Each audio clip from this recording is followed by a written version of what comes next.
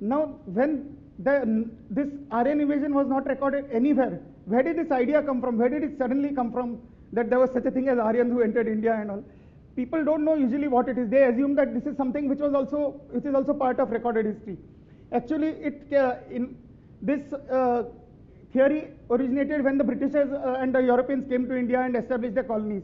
When they came here, they discovered that the languages of North India are related to the languages of Europe. They found Sanskrit was very closely related to Greek and Latin. Later, they examined the other languages of Europe, English, German, Russian, and they found that all those languages are related to Sanskrit and to the North Indian languages. Now, these languages, they started the study of comparative linguistics. And after that, they decided that all these languages belong to one family, which was named the Aryan or Indo-European family of languages.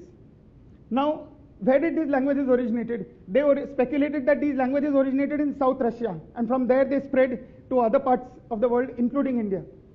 Now, this whole thing is based on speculation, based on only one fact, that they discovered the relationship between North Indian languages and European languages. On the basis of this, they gave the name Aryan or Indo-European to this language family, and then they decided that the Aryans came from outside. So this is the sole fact on which the whole Aryan invasion theory is based, which we are taught as historical fact. Now, after this was decided, they started examining the Rig Veda. The Rig Veda is the oldest, not only the oldest Sanskrit text, it is the oldest text in any Aryan or Indo-European language in the world. So they decided that this text will give some proof about the Aryans coming from outside India. So then they started examining the Rig Veda and trying to find proof in it. They started searching for clues showing that the Aryans had come from outside India. So that has become a very big industry, the discovery of the Aryan invasion in the Rig Veda. Now, till then, the Harappa Mohenjo-daro had not been discovered.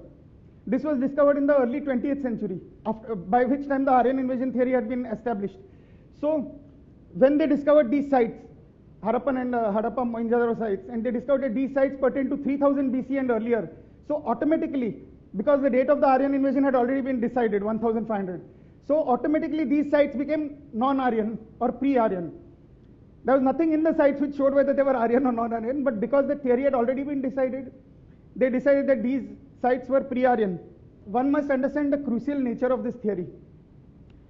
This theory is taught in modern history books as if it is actual recorded history, but it is based on nothing at all, because before the Europeans came and studied the languages of North India, no one had any idea that there was such a thing as Aryans, that there was such a thing as Aryan languages, let alone that there was an Aryan invasion of India. So it is based wholly and solely on the speculations which followed the discovery of the linguistic relations between the languages of India, Iran, Central Asia and Europe.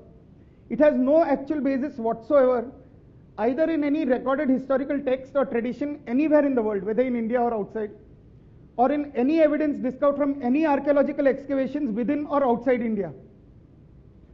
The correctness or other of this entire pre-600 BC history of India, as taught in history books, therefore wholly and solely hinges on the correctness or otherwise of this theory.